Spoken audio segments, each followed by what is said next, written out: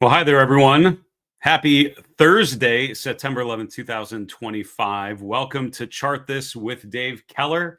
I'm your host, Dave Keller, coming to you from a beautiful, classic kind of fall day here in Redmond, Washington. Hope you guys are doing well. Quite a week with news, with events, with all sorts of things. September 11th, always kind of a tough day for me, and I know for many others who were in New York at the time or knew someone who was in New York at the time or was somehow impacted by those events many, many years ago. So my heart goes out to all of you struggling on a day like today. Tell you what's not struggling on a day like today is the market, which continues to be in full risk on mode. We're seeing risk assets move to the upside. We're seeing the S&P T6600 for the first time in history. Someone mentioned early on in the chat as I was just getting the live stream going, seasonality canceled this year. So far, right? And August, to be honest, was not nearly as weak as the seasonal tendencies would have suggested, but it is rare that a September is this awesome. For now, it's continuing to just fire on all cylinders. Seasonality is an interesting thing. And to be honest with you, if you look at the seasonal movement, or look at the movements in 2025 versus the seasonality in a post-election year, which is every fourth year, right? The year after the election year, hasn't followed it very well, right? And that started at the beginning of the year when January and February are usually kind of weak in a pre-election year. They're actually quite strong. And then there's a huge pullback March into April. That's usually when the market's recovering. So from the beginning, we didn't appear to be following at least the post-election year, calendar very, very closely. But boy, we are plowing through, with authority, through what has often been the most painful month of all of them. Good reminder to me to pay attention to trends as your primary input, right? As long as the markets still look good, I'm going to want to own things that still look good, and wait for that change to happen to start to get concerned. All right, with that in mind, let's get to the market recap. As a reminder, we are live streaming on YouTube, X, Facebook, and LinkedIn. I appreciate all of you tuning in live to the show. Glad you're here. Please take a moment and throw a comment or question in as we go. Keeps the show interesting, gives me some couple things I can answer at the end of the episode. We'll try to grab a question or two at the end of our chart discussion. Any of the questions we don't get to, we'll put into the mailbag. We're planning an all mailbag episode on Friday, as is our tradition on Chart This, and would love to answer one of your questions for sure. With that in mind, let's look at how things played out today. The S&P grinding higher, really accelerated out of the open after the latest inflation data, latest jobs data. Certainly appears that we are queuing up a no-brainer 25 basis point cut from the Fed.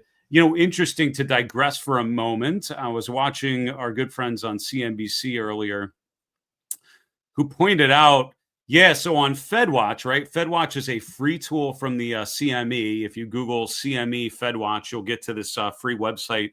Back in the day, as I was learning about the Fed, we used to download the Fed funds futures data into Excel and then hand calculate this. But boy, I'm happy that someone's doing it on a website for free now. Makes life a little easier. It'll show you the probabilities for rates being at a certain level at a certain, future Fed meeting. Next Fed meeting is next week. Market pricing in a 93% probability that they lower rates by a quarter by 25 basis points, a quarter percent. It was about 10%. Now it's down to around 7.3% probability that they lower 50 basis points. Now, not too long ago, it was a slight chance that they would actually be keeping rates steady, right? About a month ago, it was flipped. About a 14% chance that they would leave rates the same, about an 86% chance that they would lower rate. And those percentages had gotten more and more clearly aimed toward lowering 25 basis points. Now, leaving them steady is completely off the table, which I think is reasonable given what we've seen here from the economic data, what we've been seeing from bond markets, right, and bonds rallying with rates selling off. But certainly a 50 basis point rate cut on the table. I still see that as a very unlikely scenario, even given all the stuff that we've seen. I think it's going to be more about a 25 basis point cut now, and then talking about the general openness to continue to lower rates as long as needed would be my guess, right? But again, that's what you do as a strategy. You do a lot of guessing, educated guesses, but they're still guesses. That's what I would assume makes the most sense. All right, back to the price action. S&P up 0.9%. The Nasdaq Composite up 0.7%. The Dow up 1.4%. Mid caps and small caps even stronger. The S&P 600 up over 2%. The Russell 2000 small cap index obviously having a pretty decent day as well. The only thing moving down here, the VIX, right? Volatility continuing to get lower. VIX now below 14, or excuse me, below 15. We're down to 14.7 today. So, volatility continues to be very, very low. So, what are the things you would look for to be like, all right, the seasonality we all think is coming in September, it's happening.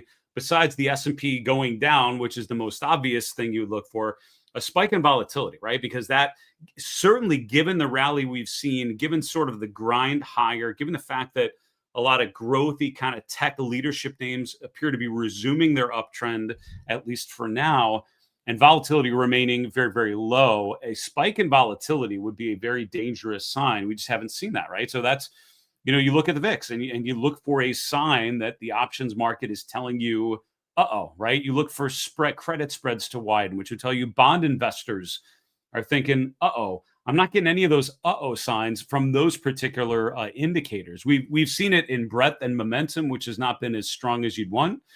But not in those big red flag kind of indications. We'll come back to that when we look at some of the charts here. But for now, let's go through some of the other asset classes. Bond markets, the TLT up about 0.2%. So we're continuing to see a rally in bond prices. That's after the latest inflation data, latest jobs data today. Rates continue to go lower. The 10-year yield almost below 4%.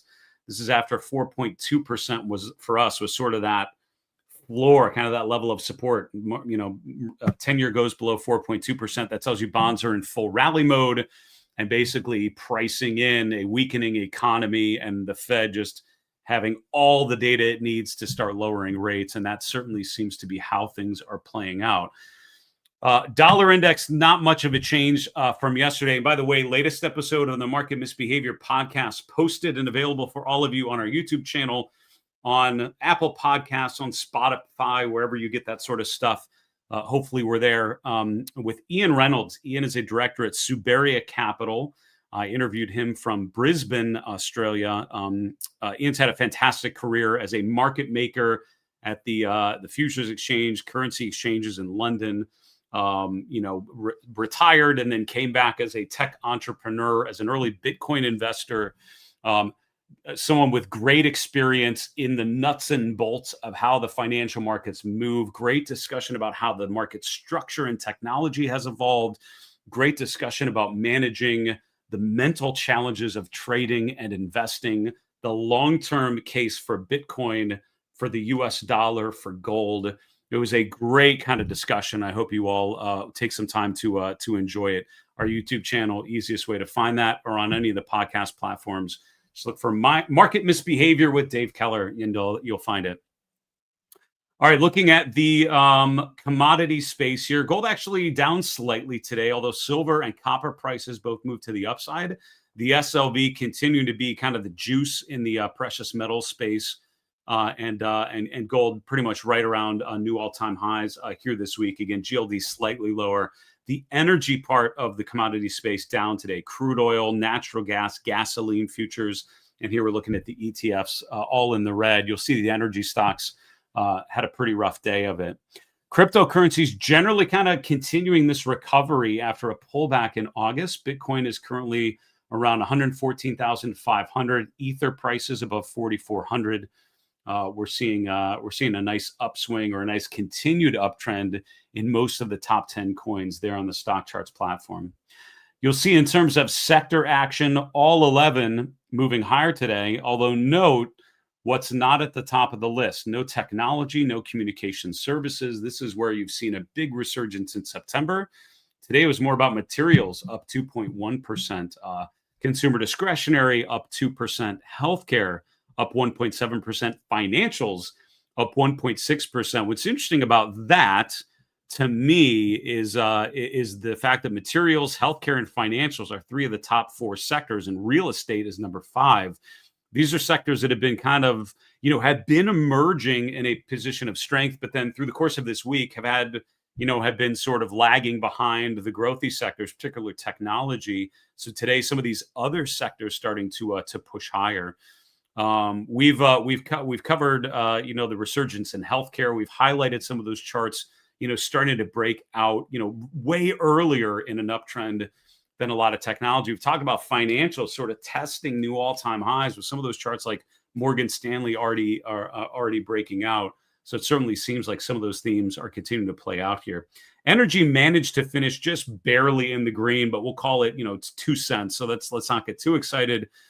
But technology up 1/3%, utilities up 0.5%. Sort of that AI technology, all the electricity for tech trade lagging, but still in the green. All right, looking at the breadth today. I mean, this is, when you think about what's encouraging today, besides what we've seen, I think a dramatic improvement in breadth, as we've talked about, right? When you have a divergence, right? When you have the market moving higher on weaker breadth, there's two ways that resolves, right? I'm bracing myself for the price moving lower to match the weakening breadth. And that's what happens a lot of times at a major top is the market's going higher for a while, the breadth is good. Toward the end of the move, the market keeps going higher, but the breadth slows down. And then eventually the price starts to rotate lower as the indexes feel the weight of a lot of stocks already selling off. That's what happens at major tops. What happens during the continuation of an uptrend is more kind of what we're seeing here this week, which is there's the divergence, right? Price higher on weaker breadth, but instead of the price coming down, the breadth actually starts to improve a bit, right?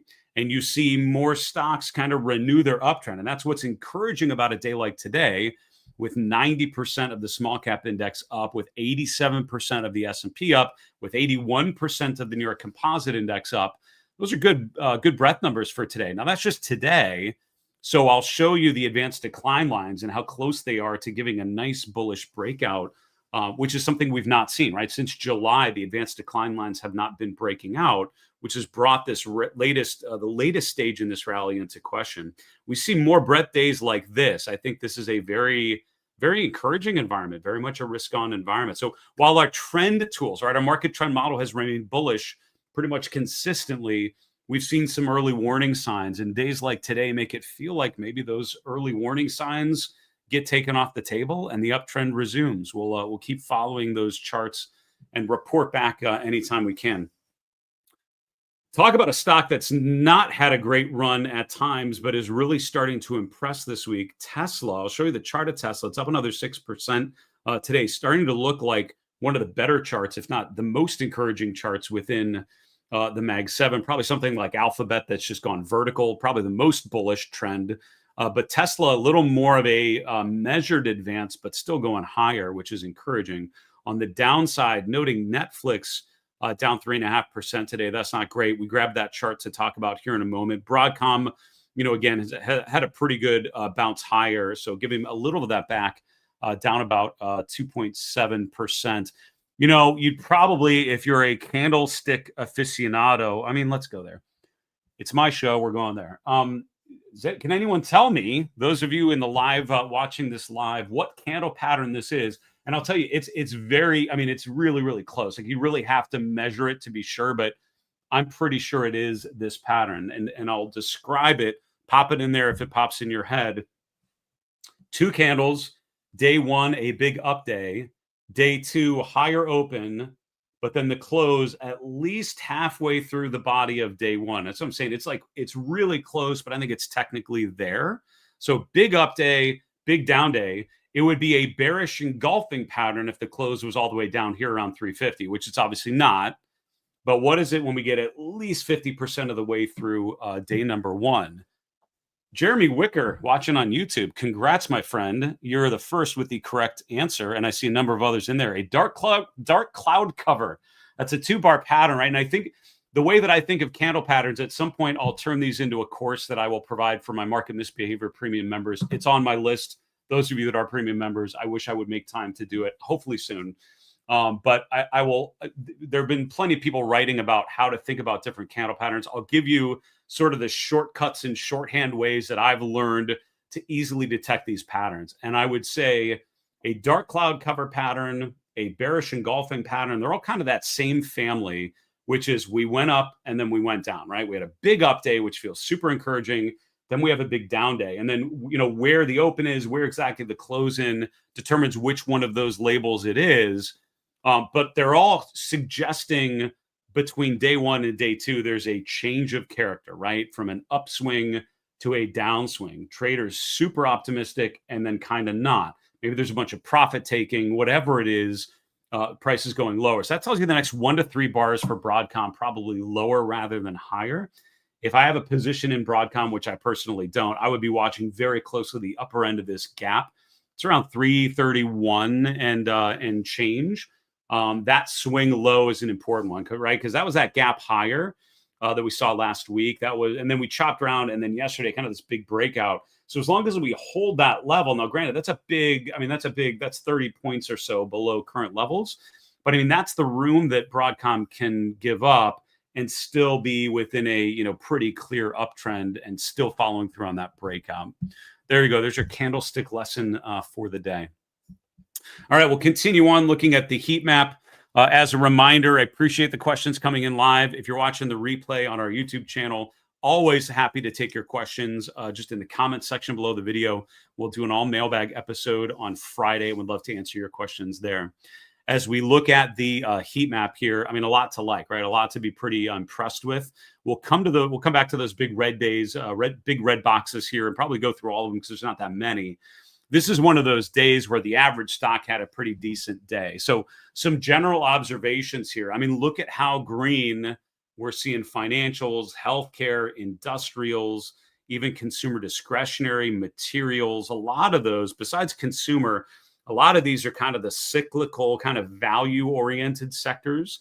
These are the ones that, that we've been talking about, that if technology takes a break, what kind of steps up in a new leadership role? And I think that's where you've seen some really important rotations in the financial sector. I just wrote an article earlier today for CNBC Pro about Blackstone Group, up another 3+% today by the close.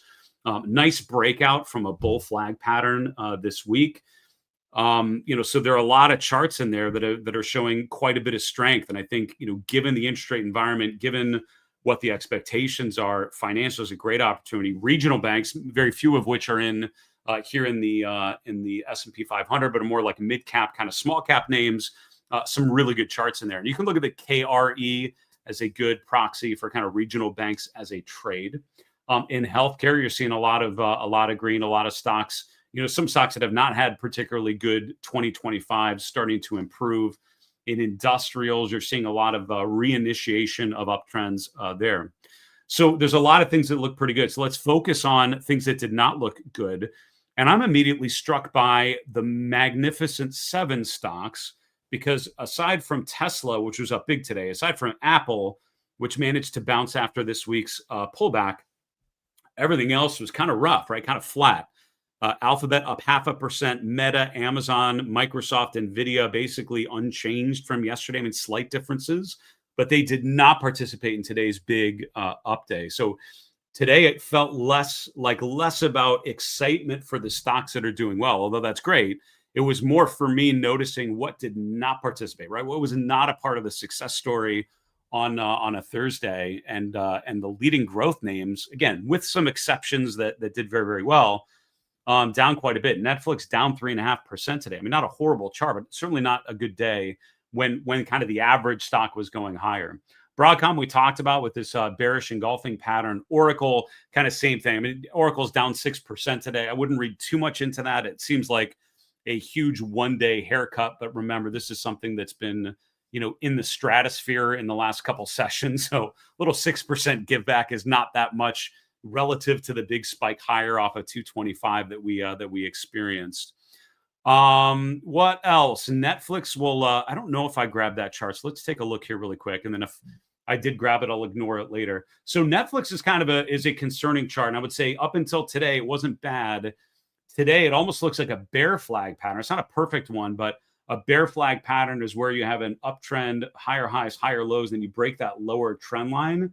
whether or not you call it a bear flag pattern, it's certainly breaking below trend line support. Even if you draw like this trend line back here, we've broken all those trend lines, which means 1150 is that swing low from early August.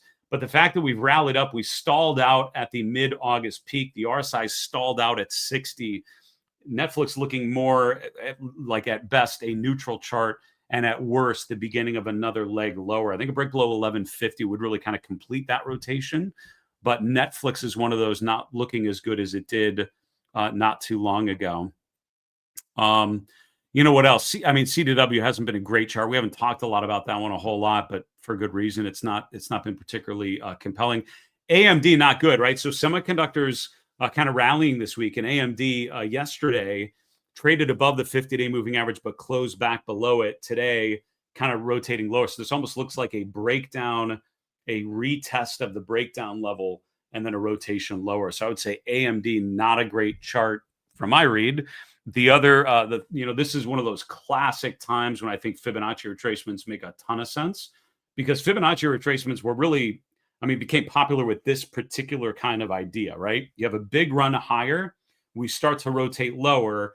You're looking for where you might expect support now that we're kind of retracing within this range. And that first level, the 38.2% level, is around 144, 145. That lines up pretty well with the late June peak, that is, and then the gap higher.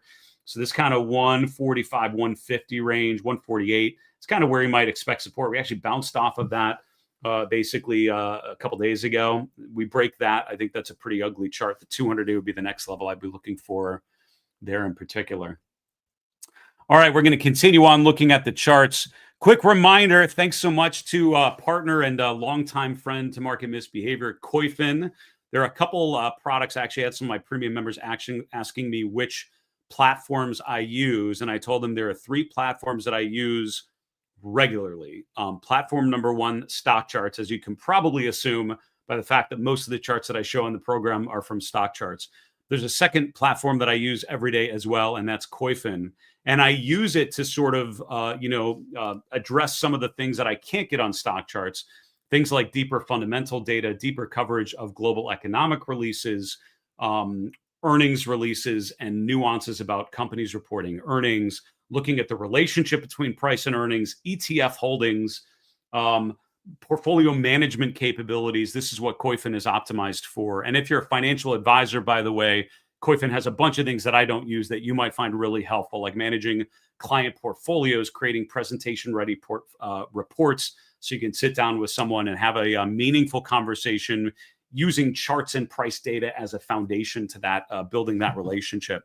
For more information on Koifin, a product that I use regularly and I'm a huge fan of, you can go to marketmisbehavior.com/Koifin, Koyfin. Make sure you use that link or scan the QR code that you see on your screen. I've got a relationship with them. You'll get a special deal. Makes it a little less expensive for you. Helps me make Market Misbehavior awesome. So check it out, marketmisbehavior.com/Koifin. You get a special deal on their premium memberships. All right, let's finish off looking at some charts together. We'll take a question or two and we'll be done. The daily chart of the S&P just continues to look really good. And I will tell you things that, what are things that concern me? Weaker breadth, weaker momentum, broken record. I've been talking about those for a little while. The way that resolves in a positive way is that the market goes higher on stronger breadth and stronger momentum. We're starting to see that sort of thing play out here the second week in September. Evidence here, the S&P obviously breaking above 6,500. That clears the previous all-time high from the end of August. That's bullish, right? New highs are bullish. Generally speaking, new highs are bullish. The moving averages are all in the proper order. The price is above the 21-day EMA, which is above the 50-day simple moving average, which is above the 200-day simple moving average. Trend is up, and the moving averages are sloping in the right direction. That's all good. We have clear support, I think, right? The 50-day moving average around 63.75 and change. The most recent swing lows right around 63.50. I think as long as we hold those on any short-term pullback, we're probably still in pretty good shape. So overall, the trend is good. Our market trend model remains bullish. At the bottom, though, the momentum is what has been concerning, right? These new highs have all been on weaker momentum. That may be changing here this week because we're seeing new all-time highs on stronger momentum. We've talked about that as a potential scenario, right? When you see those divergences, this is why I don't see a divergence and immediately like sell the chart, sell the stock or ETF and say, all right, it's a divergence. You want to be careful and get out of the way. Because for me, divergences tell you here's now a set of things that could happen, and here's what the playbook looks like. But here's what tells you that's not the case, right? And what tells you that's not the case is if the momentum resumes, because that tells you that there's enough upside, there's enough buying power, there's enough accumulation coming in that it's resuming the uptrend, but on a stronger momentum. And I think if we finish the week with this kind of look, it doesn't look like much of a divergence anymore to me. Another divergence we've had are the new highs in September and certainly in August have been met with weaker breadth conditions. This is the cumulative advanced decline line for the New York Stock Exchange for large caps, for mid caps, for small caps. Now, don't draw too much on these because a couple of these are updated for Thursday's close. A couple of these are still as of Wednesday. You can see that here in the legend. So the data is still being worked up for some of these indexes. So most likely breadth going higher across the board here. You can see that the S&P's advanced decline line did make a new all-time high today.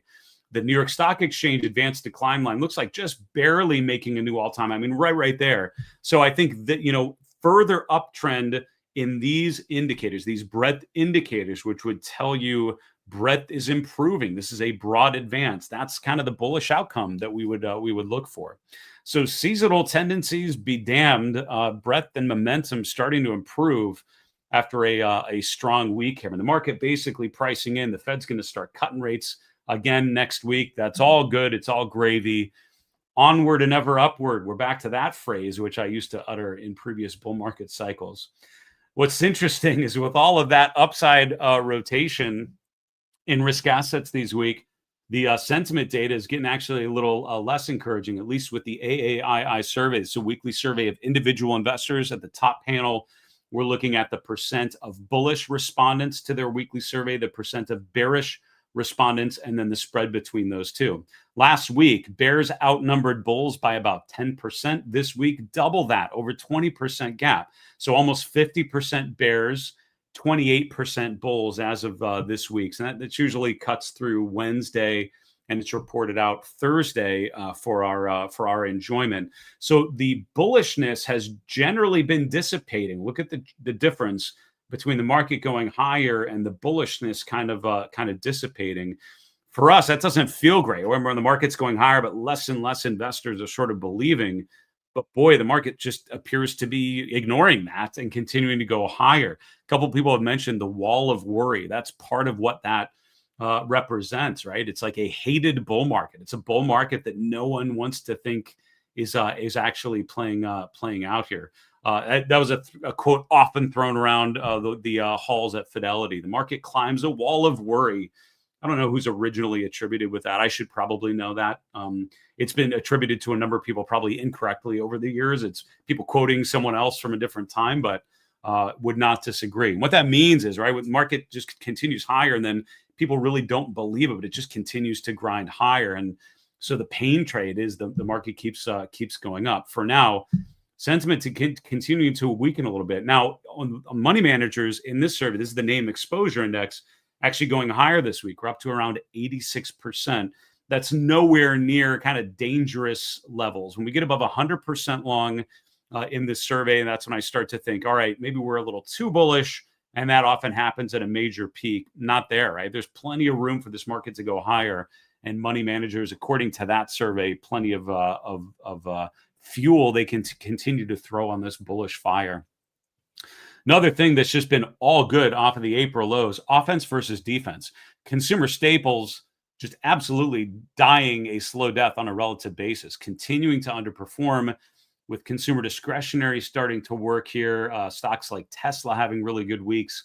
It's continuing to make these ratios trend higher. This is one of my favorite ratios to try to get ahead of investors getting more defensive toward the end of a bull market phase. You often see this ratio rotate lower as kind of the smart money, right? The institutional money, rotates to more defensive positioning. I'm seeing no signs of that. Defensive sectors are still underperforming. Offense to defense still very much favoring offense. All right, let's look at a couple charts here to finish off. We'll take a couple questions. We'll call it an evening. Netflix, I did grab this chart. I was going to say, I thought I grabbed this chart, but short-term memory is not my strong point. I've got other things I'm good at. Not that though, which is why I'm always taking notes during the show. And if I randomly stop talking and jot it down, I know for a fact if I don't write something down, it is gone in less than 10 seconds. That is the way my brain works, unfortunately, for all of us. Having said that, Netflix, kind of right at that point where it looks a little more concerning. On the long term, is it a bad chart? It isn't, right? I mean, the most recent rally kind of stalling out. We're back below the 50-day moving average. The RSI never really got above 60, which tells me we're really not in a sustained bullish phase at this point. I drew this trend line earlier, and I kind of, I see what I was getting at, right? You take the low in early August, the low at the beginning of September. That lines up pretty much with where we closed today. So I think, a break below 1200 all of a sudden is a clear break of that line. Remember that the August low was right at a 38.2% retracement of this move here from the April low to the peak at the end of June. So 1140, 1150, that's sort of a good, short-term support level. And I think if we would break that, that's when this chart gets really ugly very, very quickly. Flip that chart over almost, and you have the chart of Tesla. I mean, it's a great chart. I still, in my head, I sort of have a bias because I keep thinking of this symmetrical triangle. I put out a number of videos around that period, particularly here when you have this symmetrical triangle pattern. And with this sort of pattern, it's all about which way we break. And what happened is sort of an unconventional move. We broke briefly above the upper boundary. We traded back to the lower trend line, but then continued the upswing. So this trend line just seems remarkably helpful to me, because as long as we remain above this trend line, Tesla looks like a pretty good chart. We're making new highs and making higher highs and higher lows. As of today, we're really exactly testing the peak from the end of May. So I'd love to see it get above there, but the momentum picture is encouraging. The breakout of that coil pattern and just the consistency of the uptrend after that point means Tesla is a pretty bullish chart here. Delta broke down earlier in the day. The close did get back above the 21-day EMA. That's one of those kind of basic initial stops that I like to pay attention to. So I don't think you can call Delta a breakdown at this point because we held the 21-day EMA on a closing basis. Last couple times we broke the 21-day, we found support right at the 50-day moving average. So something like this, I'm inclined to expect that pattern is going to continue. So that's where I'm keeping an eye on that. Delta gets down to that level, I get the argument of kind of buying in on the short-term weakness. If you're more of a swing trader, that's where you may look for an opportunity for an upside reversal. For now, kind of testing right at that key support level. All right, last chart, finish on a high note.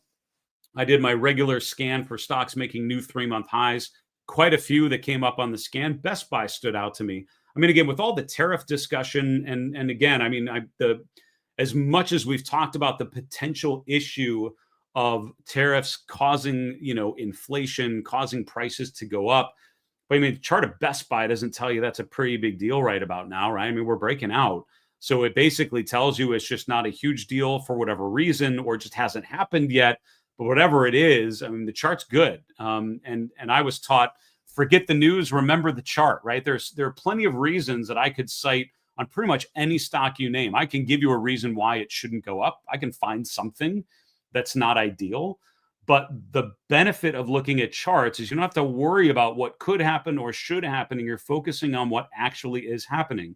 And whether or not you think Best Buy is a good company, the chart is telling you buyers are outweighing selling pressure. We had peaks around 75 in May, June, and July. Those peaks have now been broken. We had the 200-day moving average sloping downwards. We've now broken back above there. The 61.8% retracement of the February to April sell-off was here around 76.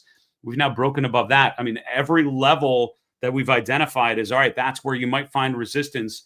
Whether or not it found it, it's now resolved to the upside. So I think that's a innocent until proven guilty kind of chart. I like charts that are breaking out. Best Buy is one of those this week.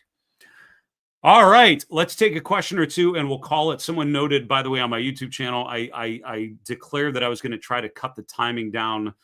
Man, I'm so bad at that. So apologies. I'll try, but I'm a fan of letting the show go where it does. My style, as you can probably guess, is to bring up charts and talk about them and teach as we go. I hope you appreciate that style. I assume if you're a consistent watcher, You're telling me you like it. So if you have other feedback, let me know. But I'll continue to probably ramble on and do other things here. Let's take a question, Jeremy, because I believe you won the vote on the dark cloud cover. Congrats again. Your question: how would you classify Dollar General's pattern, range bound and coiling, broken down bull flag or potential double bottom with confirmation at a new high? Let's look, shall we? All right, DG. So dollar stores in general, it kind of depends on what you're looking at in the consumer space, right? You've got a number of different ones. But you know, Dollar Tree kind of gapping below the 50-day moving average. Dollar General, I mean, it's not a bad chart. You know, and again, I've talked recently about what we used to do at Fidelity, right? You print out a ton of charts and like someone's portfolio or like a watch list, and we would separate them into good, bad, and neutral, right? Great, you know, awful, okay. And then you'd take the okay and you'd separate it into kind of okay and not as okay. And you take the good bucket and make it the really, really good from the kind of good. And you keep doing that until you kind of refined it into these different buckets. I mean, Dollar General would be as close to the middle of the conference room table as I could get, because it is dead ass neutral, right? Which is a technical term that we would use for its sideways. Now, what makes this a neutral chart? An uptrend is a pattern of higher highs and higher lows. A downtrend is a pattern of lower highs and lower lows. A consolidation pattern, which I think this clearly is sideways, right? It's highs and lows that are pretty even. You can draw a rectangle, and it almost beautifully encapsulates what's happening on this chart, right? So we can take there we go. We take a rectangle and just kind of draw. And it's like, look how, like, this is what the market has done over the last 3 months. It's been within this beautiful little box. This is what we call a consolidation pattern, or a sideways pattern, basically, right? A pause in the trend. Now, the way that you resolve out of this trend, out of this consolidation, is either we break above the upper boundary or we break below the lower boundary. And the pattern on its own doesn't really tell you which of those is going to happen. So as much as we want to say, all right, we're probably breaking down, I want to short it, or we're probably going to break out, I want to, you know, go long, you can try that, but that's really guesswork. From a technical perspective, it's really sideways, right? Look how the moving averages are kind of flattened and kind of on top of each other. The RSI really has been, you know, kind of up and down, but it's really generally remained between 40 and 60. So how would I classify it? I probably wouldn't call it a bull flag. A bull flag would be, you know, bull flag, this would be more sloping downwards, would be a classic bull flag. So I can't call it that. You know, a double bottom, like I know, like a double bottom would be something that you would call more like in a downtrend. All right, we're hitting a double bottom. This for me is a consolidation pattern. I'd call it a rectangular pattern, a sideways pattern, that kind of thing. What's good about this kind of pattern is the approach is simplicity itself, right? You set 2 alerts. Tell me when it breaks above 115. Tell me when it breaks below 105. Obviously, you want to use some due diligence there. All right, do we break out on stronger momentum, on stronger volume? Do we break down on weaker momentum, on weaker volume, on strong, you know, breakdown on stronger volume? I mean, you know, so does volume support the breakout? You know, those were things that would be help me kind of validate that breakout or that breakdown. But for me, this is you know, it's wait and see. I love to share the Jesse Livermore quote. There's time to go long, time to go short, time to go fishing. This is one of those time to go fishing charts, right? Sit on your hands and then let the chart tell you which way the break is going to happen. John Bollinger used to love highlighting charts like this when I would speak to him more often. You know, the volatility has kind of come in. You're waiting for the big break, and the bands are going to widen out. I think it's unclear which way. We're kind of testing the lower end, but I would want to see a valid break below 105 before I would say that's true. Thanks for asking about dollar stores.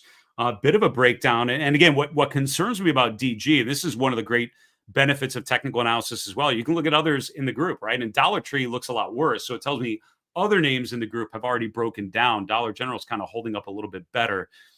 Probably not a good sign. That'll do it for today, folks. Thank you so much for watching. Those of you tuning in live, making it interesting, making it interactive. Thanks so much. Great to be here with you. For those watching the replay on our YouTube channel, drop a question in the comments section. We'd love to hear from you. We'll have an all mailbag episode on Friday, planning a regular production schedule next week. In the meantime, have a fantastic evening. Be well. And remember, it's always a good time to own good charts. Take care, folks.